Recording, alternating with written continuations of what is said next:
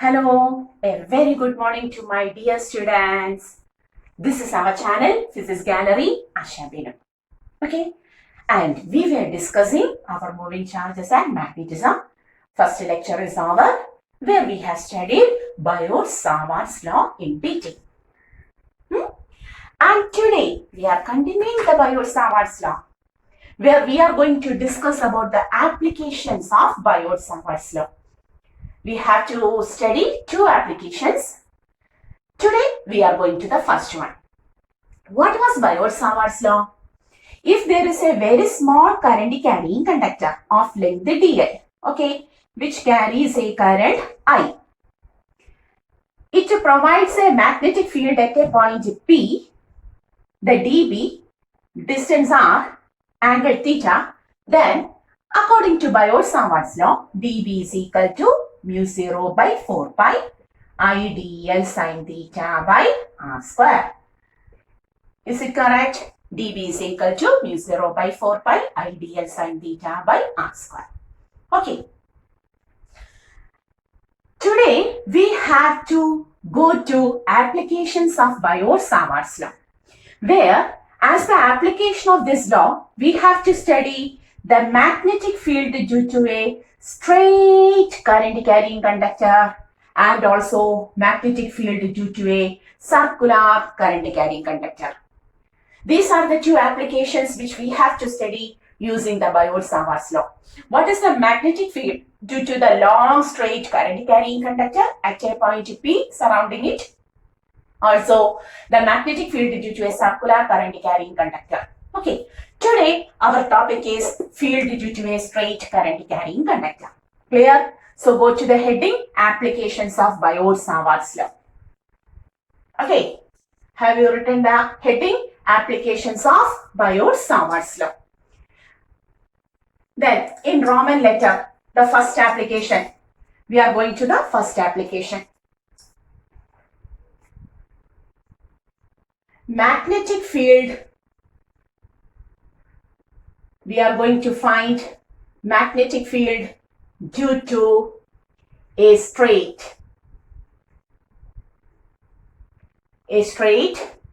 current carrying conductor. Magnetic field due to a straight current carrying conductor. Okay, we are going to apply the Biot-Savart's law to find. Consider there is a straight current carrying conductor. Okay, this is a straight current carrying conductor which carries a current I. Which carries a current I. It is given.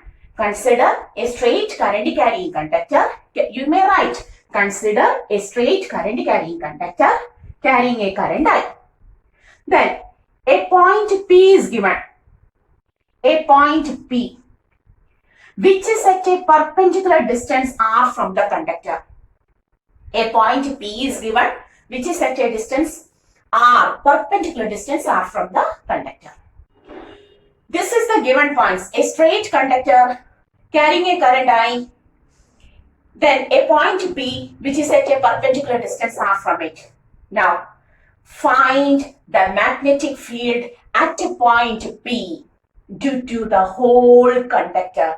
We are going to find what is the total magnetic field at the point P due to the whole conductor. Okay, this is the topic which we have to discuss. But we are going to apply the Biot-Savart's law. And Biot-Savart's law is given only for a very small conductor, not for the total conductor, for a very small conductor. So, in order to apply the Biot-Savart's law, we have to consider a very small part of the very small segment of the conductor. For that, I am going to take a very small segment. This is very small segment, even less than 1 centimeter. But in order to see, in order to watch, I am taking the segment a little bit larger. Please, this is a very small segment, AB. This is a very small segment, AB, of length. What is this length? The length, segment length is DL. Very small segment. Okay, but in order to see, I have taken the segment a little bit larger, but the segment is very small. You have to think of that. And the segment is at a distance, x. This distance is x. What is this letter?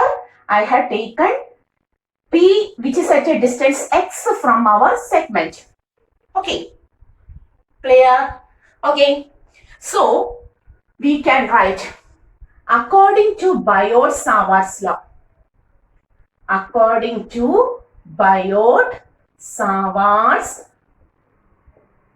law, dB at P is equal to mu 0 by 4 pi IDL sine theta by distance square. Now the segment is at a distance x, not r.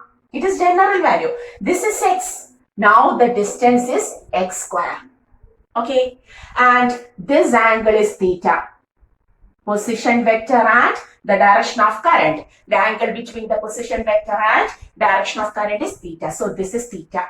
Clear? So what is the magnetic field at P due to the segment AB? Mu 0 by 4 pi IDL sine theta by x square. Equation number 1.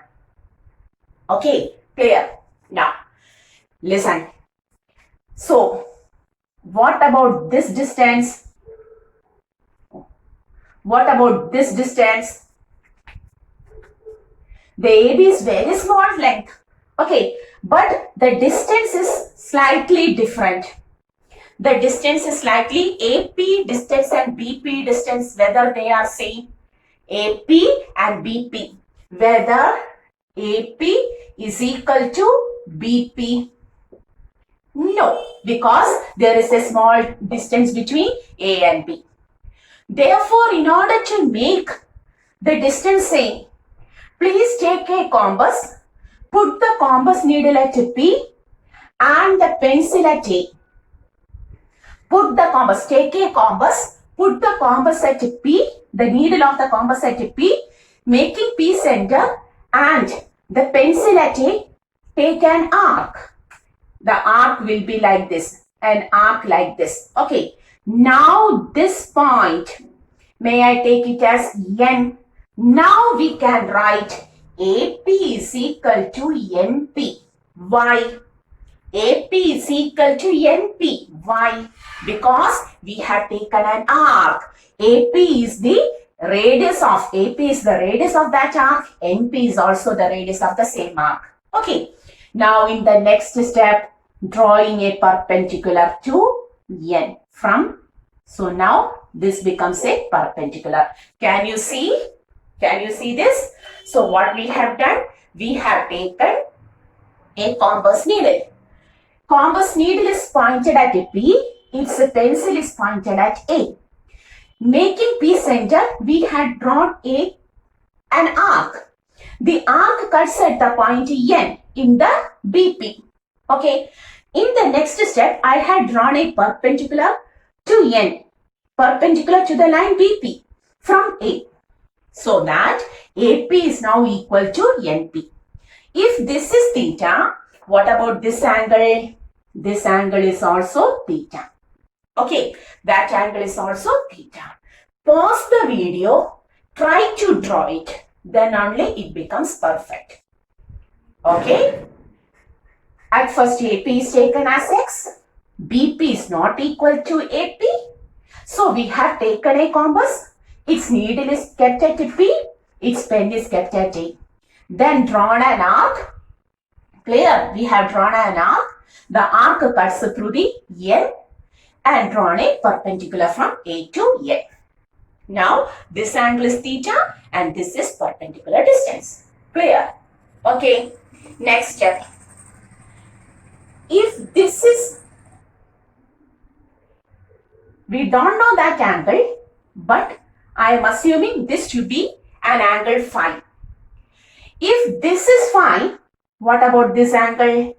Its continuation, a very small angle. May I write it as d phi?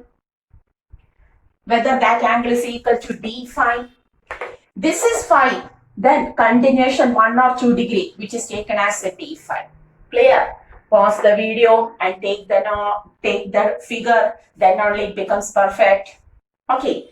Theta, a perpendicular AN. AP distance is equal to NP distance. Both of them are X. This angle is phi. If this is phi, this is also d phi. Okay. Now, taking the triangle. In triangle ANB. In the triangle ANB. This small triangle. Draw it in a large size. Then it becomes perfect. Triangle ANB. Sin theta is equal to opposite side AN by hypotenuse AB. AB is DL. Sin theta is equal to AN by AB. AB is equal to DL. Or we can write DL is, or we can write AN is equal to DL sin theta. Equation number 2.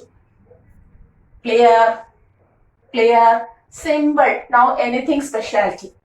Now, this was the triangle we had taken. Now I am taking point B. Now we are taking the angle NPA or APN. Angle APN. Can you see the angle APN? In the angle APN, we are going to use the equation angle is equal to arc length by radius. Okay. That is, angle is the d phi. D phi is equal to arc length AN by radius is x. Or in the next step, AN is equal to x d phi. Equation number 3. Okay. Go through the picture, pause the video and take the notes. Anything? No, anything special. Just a rearrangement. Just a rearrangement. Okay. So from this triangle, sin theta, from that sin theta, AN is equal to DL sin theta. From the other portion, angle is equal to arc length by radius, d phi is equal to AN by x, or AN is equal to x d phi. Draw the figure, take the notes, then it becomes perfect. If you want further clarification, take this AB much more larger. That's the only thing. Now, comparing which equations? 2 and 3. Okay, comparing 2 and 3. We can write DL sin theta is equal to x d phi. Equation number 4. Okay, DL sin theta is equal to x d phi. Equation number 4. Now, substituting 4 in 1. Okay, substituting 4 in 1. We can write dB is equal to mu 0 by 4 pi I by x square. DL sin theta becomes x d phi. DL sin theta becomes x d phi. Okay. In the next step, cancel one of the x. Okay. Next we can write dB is equal to just a rearrangement. No anything else. 1 by x d phi. Okay. Equation number 5. Okay. Come with me. And up to this point, mu 0 by 4 pi I by x d phi. Clear?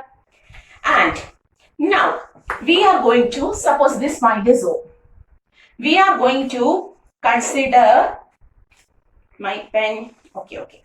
We are going to consider the next triangle. Triangle AOP. Can you see the triangle AOP? The large triangle AOP. In AOP, May I take a cos of phi? Cos of phi. Cos is equal to adjacent side by hypotenuse. OP by AP. OP by AP. Or cos phi is equal to, what is OP? R by, what is AP? X. Or may I write 1 by X is equal to cos phi by R. Equation number 6. Equation number 6. Just a rearrangement. Students, there is nothing special. Just a rearrangement. Okay. Pause the video till this much. I have no space in my board. Okay. Okay. 1, 2, 3, 4, 5. You have completed. I am going to rub from this portion. Okay. May I rub? This is a derivation. Very important derivation. The first derivation in the chapter. Okay. Now substituting. We are going to substitute 6 in 5. Okay. Substituting 6 in 5. We can write dB is equal to mu 0 by 4 pi. Okay. Then it is 1 by x. 1 by x is taken as cos phi by r.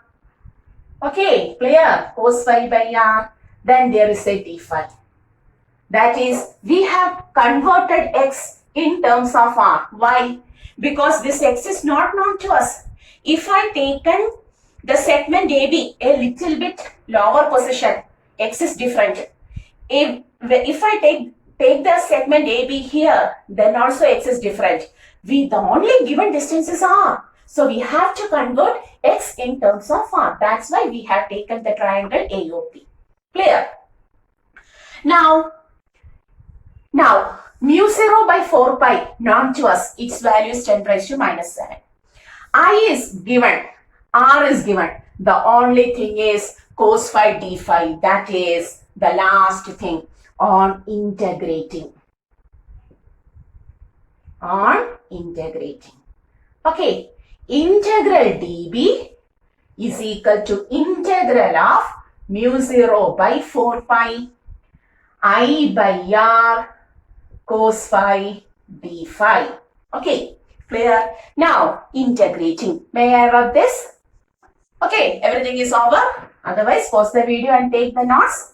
Very important derivation, but very simple.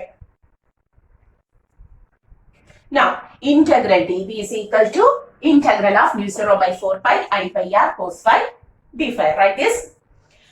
What is integral dB? Total B. B is equal to mu 0 by 4 pi is constant. I is constant, R is given. Then we have to integrate cos phi with respect to d phi. Okay, from where to where? From where to where? This is phi. So, this phi may be increased up to this point. Okay, so that this is the one angle, the total angle. Similarly, on the upper portion, this is the second angle. Okay, this is upper region, this is the lower region. So, we have to increase the phi from phi 1. This total angle is phi 1 and the upper total angle is phi 2. Clear? Clear? The upper angle is phi 2, the lower angle is phi 1. Okay. Moreover, here we have to integrate it on the negative y-axis and here we have to integrate it on the positive y-axis. That means this is negative phi 1 and this is positive phi 2. Okay, phi 2. Clear? Integral limits. That is from minus phi 1 to plus phi 2. Draw the figure. Make it perfect. The only thing is that. Okay. Now, what is integral cos phi? Tell me. You have studied in your maths. What is integral cos phi? It is sin phi. What is integral of cos phi? Sin phi. From where to where? From, I will write here, minus phi 1 with my green ink. Minus phi 1 to, here there is no space, plus phi 2. Okay, now apply the limits. We can apply the limits. B is equal to mu 0 by 4 pi I by r upper limit minus lower limit, or B is equal to mu 0 by 4 pi I by r sine phi 2 plus sine phi 1. This is the magnetic field due to a straight current carrying conductor of finite length. Clear? Pause the video and take the notes. Very important. A very simple derivation. What is the magnetic field due to a straight current carrying conductor? Mu 0 by 4 pi I by r sine phi 2. This is phi 2. This is phi 1. Okay. Sine phi 2 plus sine phi 1. The only thing we have taken a small segment AB. At first it is given a straight current carrying conductor of length L, whatever may be, and carrying a current I. P is a point. Where is P? Here there is P. Okay. P is a point which is at a distance r, perpendicular distance r from the segment. In the next step, we have to assume a small current carrying segment AB of length dl. A is at a distance x from P. But B is not at a distance x. So in order to find that, the same distance, you have to take a compass, point it at P and make an arc. From that point, from the point A, put a perpendicular to N. There is a right angle triangle. There is an angle arc relation. Okay. Equate the, substitute, go through the steps one by one by one, clear it. Finally, it comes to integral of cos phi. That is here x was given, x is converted by using the triangle AOP, everything, and finally cos phi is taken. Integral of cos phi is minus phi 1 to phi 2. Then sine phi, integral cos phi is sine phi. Applying the limits, what is the magnetic field due to straight current carrying conductor? Tell me, what is the value? I don't hear. Yes, what is that? Mu 0 by 4 pi I by r. Yes, tell me. Sine phi 1 plus sine phi 2, or sine phi 2 plus sine phi 1. Clear? So what is the magnetic field due to a straight current carrying conductor? Mu 0 by 4 pi I by r sine phi 1 plus sine phi 2, or sine phi 2 plus sine. Go through the equation steps very, very, very clearly. Okay, so this was the derivation. Okay, clear? Now I'm going to have this. This is the important equation. Now, suppose the question is, find the magnetic field due to a straight current carrying conductor of infinite length. The question is, the magnetic field due to a straight current carrying conductor of infinite length. That is, magnetic field due to finite length. We have studied it now. Is mu 0 by 4 pi I by r sine phi 1 plus sine phi 2, or sine phi 2 plus sine phi 1. Both of them are same. Now, if the conductor is of infinite length,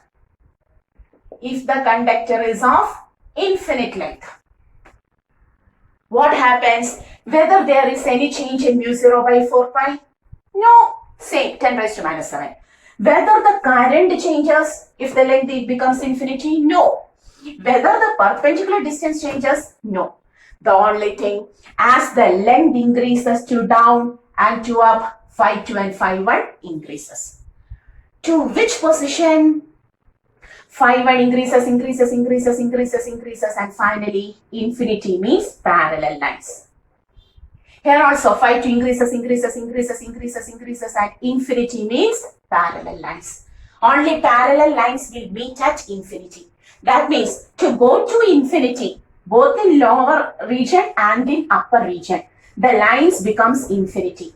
Or we can say this angle becomes phi 1 becomes 90. This angle becomes 90. And this angle also becomes 90. Okay. On increasing the angle and they meet at infinity means the angle phi 1 and phi 2 becomes 90 degrees. So, for a conductor of infinite length, phi 1 equal to phi 2 equal to 90 degree.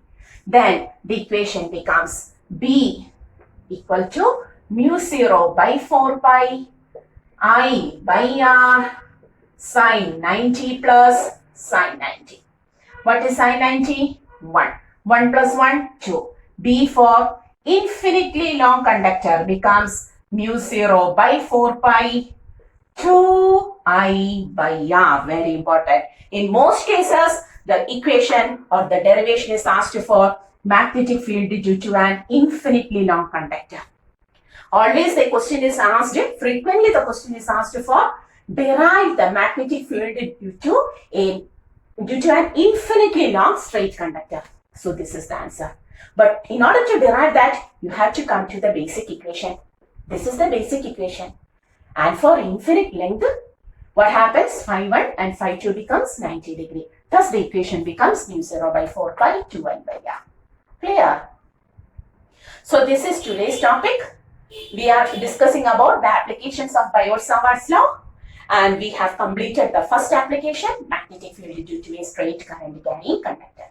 Okay, clear? And if we try to, that is our both for finite and for infinite length. And if a question is asked like this, draw the magnetic field versus distance graph. B versus distance graph for a straight conductor. For a straight conductor, if we try to plot a graph, magnetic field on y-axis and distance on x-axis. Okay, this is r is equal to 0. If r is equal to 0, field is infinity. That is, it comes like this. Okay, straight. Infinity means parallel lines. And as the distance increases, B is inversely proportional to magnetic field. So what happens? The graph will be a rectangular hyperbola. If two quantities are inversely proportional, the graph will be a rectangular hyperbola like this. The graph. If two quantities are inversely proportional, the graph will be rectangular hyperbola. That is, the shape is like this. Okay, so r is 0, infinity. As the distance increases on both sides, the magnetic field. This is both sides of the conductor. The straight conductor was held like this. Here, distance increases from 0 to larger distance. Here also, distance increases from 0 to larger. So, magnetic field maxima, then rectangular hyperbola decreases. Okay, so we have completed the magnetic field due to the straight current carrying conductor, both for finite length and for infinite length. For finite length, it is mu 0 by 4 pi I by r sine phi 1 plus sine phi 2. And for infinite length, phi 1 equal to phi 2 equal to 90 degree. Then the equation becomes mu 0 by 4 pi 2I by r. And B versus distance graph for a straight conductor is rectangular hyperbola. What is that? Rectangular hyperbola. Okay, so hoping all of you understood. You have to write it. You have to copy it 2 or 3 times. Write it again and again, then it becomes perfect. The topic is very simple. Okay, but you have to follow it regularly. So till the next class, this is our channel, Physics Gallery, Ashabinu. See you, winding up. Okay, stay well and study well. See you.